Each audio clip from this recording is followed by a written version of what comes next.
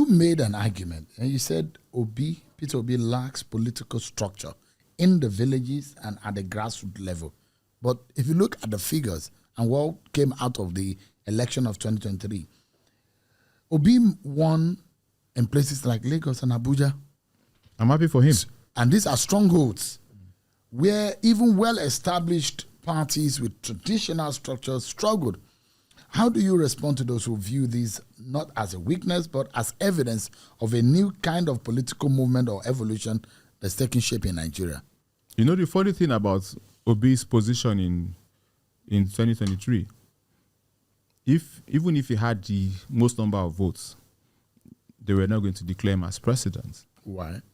Very good question. Because he didn't win enough votes in 2/3 of Nigeria states. 25%.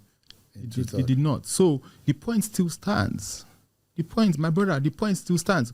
Obi's numbers beyond certain points they were not representative of somebody that had gotten the big numbers he got in Abuja and the Lagos of this world. They were mediocre. They were a reflection of somebody who's not national. The beauty of the Nigerian Constitution is that the Nigerian Constitution doesn't care, just like every constitution, it doesn't care about your feelings.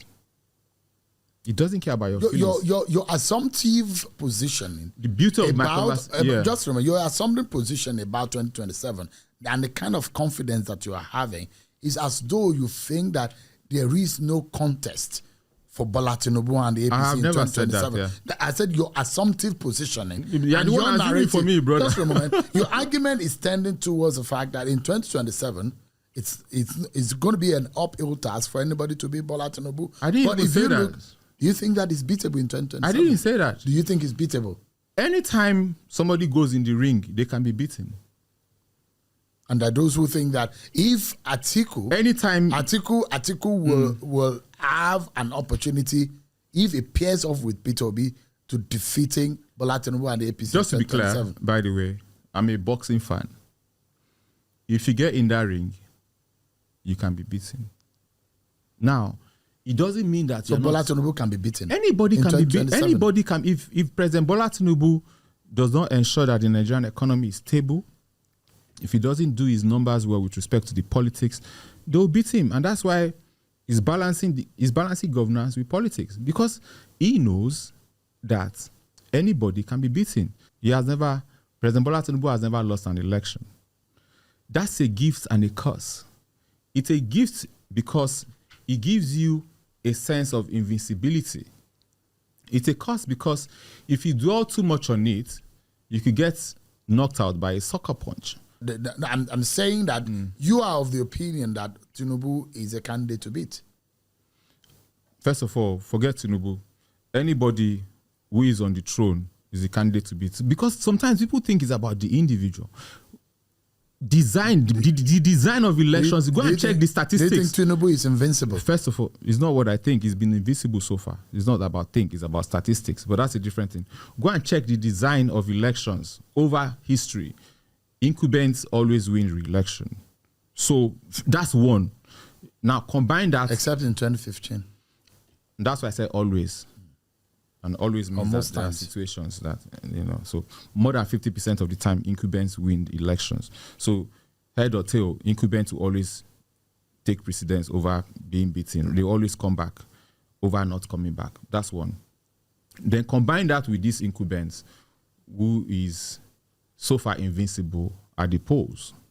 I think that that's a very powerful combination, and that's considerable. Even his enemy, is anybody who doesn't like him, who wants to beat him, has to think with this understanding in mind that one, just by design of incumbency and history, is an advantage position. Two, just by his own personal history of elections, it brings that advantage. And that's an intersection of two very strong advantages. If you think like that, then you begin to design yourself better. Let me start my response by asking you this question. Can Bola Tinubu be defeated in 2027 in spite of rigging and in spite of INEC, in spite of lack of electoral reform, in spite of the judiciary, in spite of the police? Can Bola Tinubu be defeated in 2027? Can the likes of Peter Obi, Atiku Abubakar, Mechi, el-rufai, whoever the person is, defeat an incumbent in Bola Tinubu in 2027? In responding to some of the things that JJ Omojuwa said, because I've listened to pundits like this come on national TV, radio, and podcasts like Sharon's podcast, and then they make assertions without going into details why the outcome of what they're trying to explain happened. Okay? So JJ Omojuwa said that Peter Obi did not win two-thirds of the vote in 2023. But JJ Omojuwa failed to also mention that neither did Bola Tinubu win two-thirds of the vote in in Nigeria in 2023. Largely, and that's the reason why, as even reported by BBC and as claimed by most Nigerians, that Rivers State was rigged, especially in the Obiakwa local government. And that Abuja was, for Bola Tinubu to actually become the president of Nigeria, they had to argue and kill the constitution by declaring Abuja a state, even though Abuja is not a state. You remember that question where they were deciding the definition of and. We have to redefine what that is to make sure that Bola Tinubu becomes president of Nigeria. So mainly for the ambition of Bola Tinubu, the constitution has to be killed, destroyed, just to make him president. So someone like JJ Omojuwa, as smart as he is, failed to actually respond that way to say this is exactly what happened. That even Bola Tinubu did not win two-thirds of the votes across the land and breadth of Nigeria. He also forgets to mention that, whether by default or by intention, that the massive rigging that happened across the length and breadth of Nigeria. Lagos State has been largely reported that Peter Obi won more than what was reported. In Abuja, was more than what was reported. Bola Tinubu's votes were counted, given a sign by INEC. So we know that aberration happened in 2023. So when I hear political pundits like JJ Omojuwa come and say things like that, I sort of worry and ask myself this question: why are you not putting that in context? Now it says Peter Obi's vote were mediocre. Why is it the fact that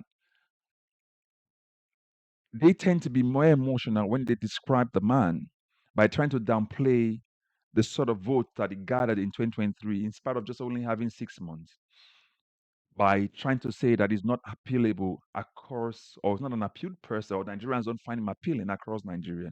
And that 2023 election result reflected that. Why? Why is it constantly being attacked? And then when we respond and try to feed back and say, no, that's not correct, it's often said that Nigerians are maybe the obedient people as well, are emotional, and then they try to gaslight. But I'll come back to that in a bit. Okay. But I just wanted to put that. But before I go on to say what I want to say also, question I always want to ask is this: why can't Atiku Abubakar be Peter Obi's running mate? Why must Peter Obi be his running mate? After all, Peter Obi has more better policies, more energetic, more younger than Atiku Abubakar, in spite of the fact that Atiku Abubakar has been vice president before. I wanted to throw that out there as well. So for Carol, let's have our debate as well, because this idea of always wanting Peter Obi to be the vice president, also, or pairing them together and Peter Obi being the vice president, instead of, makes me wonder why certain people in certain segment of Nigeria don't want Nigeria to move beyond where we are today. So again, I asked this question earlier at the top of my response. I said, can Bola Tinubu be defeated in 2027 in spite of INEC, in spite of the rigging, in spite of the compromised judiciary that we have, in spite of the fact that we have an IGP of police who's largely working for Bola Tinubu, not Nigeria, in spite of the fact that we have law enforcement tweeted or tweaked in the direction that will favor the APC and Bola Tinubu. So, but I want to put that in context by laying out some things, some points, which would use to exemplify what I'm just trying to say here. When you have the control of a state institution, like I mentioned, the INEC, the police, and the judiciary, or as we know to be compromised, largely believed so by Nigerians, can Bola Tinubu be defeated? When you have an incumbent like Bola Tinubu, who has the federal resources at his disposal, the security forces at his disposal, he appoints the INEC officials, he appoints the judiciary and the courts. How do you think that Nigerians can actually defeat? Because you know what? They rig the election, they tell you to go to court, and you go to court, and the court certifies what's being rigged. How can Bola Tinubu be defeated? When you have an opposition as we currently have right now, that is so fragmented. There's chaos in every other political party but the APC. How do you defeat somebody like that? Labour Party, PDP, ADC, SDP, they're all fighting, but one political party. And obviously, we have the fact that there will be vote buying, there will be money, as they've been stealing money to put aside to actually rig the election the next time. And also, let's not forget voter apathy, where they will not show up, the electoral officers will not show up, but they'll still write results. Even when they show up, they'll rig the election, use touts to cause mayhem, rig the election, or destroy the ballot boxes. And yet they'll still put electoral results from those particular polling units.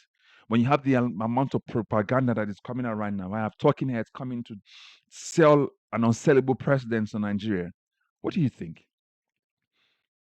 Even when you know the fact that the electoral structure in Nigeria at the moment, sometimes you say commissioners who are handling elections in the APC.